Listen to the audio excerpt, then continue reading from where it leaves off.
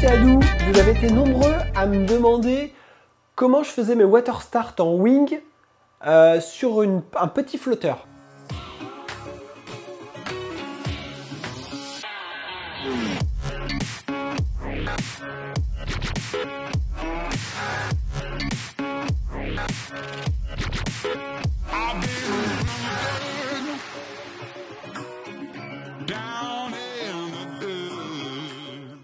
Alors, je navigue la plupart du temps sur une 70 litres pour mes 60 kg, mais depuis quelques temps, je me suis mis au surfoil et j'utilise une 40 litres. J'ai une planche de la marque Takuma, qui est la TK40, donc c'est une 40 litres et elle fait 4,4, ouais, je dis pas de bêtises.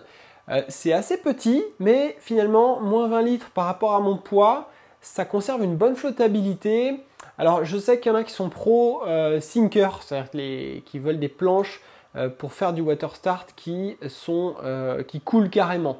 Moi, je suis convaincu que le fait d'avoir un peu plus de volume, ça ne te fait pas vraiment perdre en réactivité et en fun au niveau de la mania. Par contre, ça t'amène une sécurité et ça t'amène une capacité aussi à décoller même dans des vents finalement assez faibles qui est surprenante. Alors, sur la petite technique, on va voir les images là.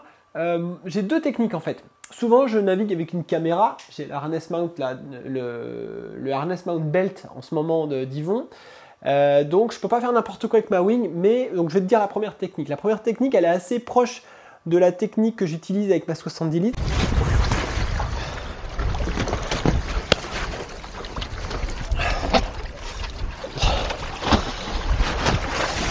Parti mon kiki. Petit bout de harnais. Il manque pas grand chose.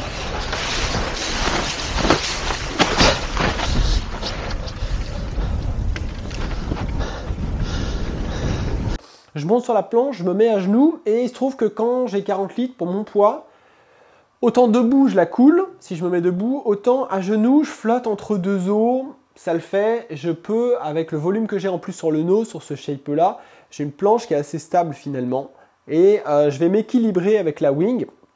Je pose ma main sur la wing et ça me sert de bouée en fait et ça me permet de me stabiliser. Dès que j'ai la stabilité dont j'ai besoin, je vais venir mettre ma main sous la wing et je vais aller chercher la poignée. Si vous avez un wish, si vous êtes en duotone, c'est très bien, c'est encore plus simple parce que tu peux aller chercher le wish très près du bord d'attaque sans avoir trop à mettre ton bras, ta main loin. Donc c'est pas mal, je vais chercher ma poignée et là tout se joue dans le fait de prendre la wing assez rapidement et de vite l'aborder pour générer de la pression. Et quand tu as de la pression dans la wing et de la traction, tu as de l'équilibre, tu commences à avancer, tu vas pouvoir te mettre debout. Donc il faut éviter cette période de flottement en fait où tu te tiens à rien, tu n'es pas encore en pression avec la wing, tu es en équilibre sur ta planche, le clapot te ballotte un peu. Donc il faut vraiment passer du stade où tu es en appui sur ta wing en mode bouée, tu te stabilises, au stade je prends ma wing et je l'aborde immédiatement pour pouvoir décoller. Donc ça c'est la technique que j'utilise quand j'ai pas le choix parce que je ne peux pas me mettre sous ma wing comme j'ai une perche dans le dos. C'est la technique que je vous invite à utiliser pour des planches qui portent votre poids. Moi la 65-70 litres c'est parfait pour moi, c'est le plus petit volume que j'utilise en wing et après je passe directement sur la strapless, le surfoil et on est à 40 litres.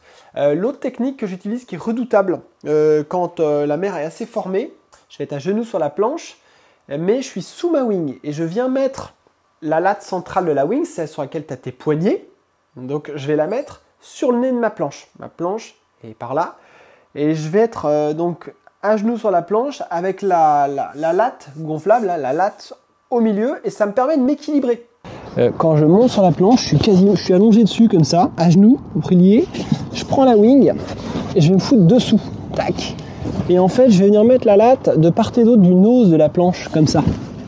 Donc là, je suis en appui, je m'équilibre avec la latte de part et d'autre, mais en fait cette latte gonflable, elle me sert de flotteur pour m'équilibrer latéralement si le clapot me ballotte un peu.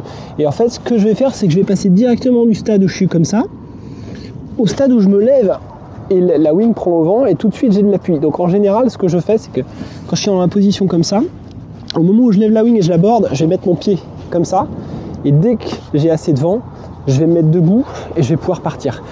J'ai pas de moment de flottement ou ce moment où tu es à genoux sur la planche, tu vas venir prendre ta wing et tu es déséquilibré, bah, cette phase-là, je ne l'ai pas. C'est-à-dire que je passe directement du moment où je suis équilibré sur ma planche, à genoux sur la planche, donc où là j'ai de l'équilibre, et dès que je sens que c'est bon, je lève la wing en tendant le bras avant, je borde, et là j'ai de la pression dans la wing, donc j'ai de l'équilibre.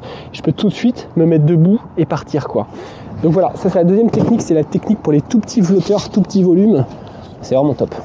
Quitte à ramer un petit peu pour remettre ta planche perpendiculaire au vent, ça c'est très important. Quand tu es dos au vent ou sous le vent, le clapot te déstabilise énormément. Donc toujours être perpendiculaire au vent, le vent vient de ma gauche ou de ma droite, peu importe. Alors c'est quelque chose que tu pourras pas faire si tu fais 60 kg comme moi et que tu as une 27 litres ou moins, tu as un tout petit flotteur, 30 litres. Parce que pour le coup là elle va couler, ça va être un peu complexe, ça va être plus complexe. Et du coup je vous invite à prendre des volumes intermédiaires. Idéalement, si vous faites de la wing et du surfoil, votre flotteur de surfoil devrait pouvoir être multipratique. Vous devriez pouvoir faire un peu de wing avec votre flotteur de surf si vous ne descendez pas trop en dessous des 40 litres. Voilà, c'était la petite technique, ça marche d'enfer. La deuxième technique est vraiment ma technique favorite quand j'ai pas de caméra sur le dos. On se met à genoux, on s'équilibre avec la wing et on passe tout de suite du stade je suis à genoux au stade je borde ma wing. Et on passe pas par une phase de déséquilibre. C'est la clé. Voilà, je vous dis à plus, c'était Alice, bye bye.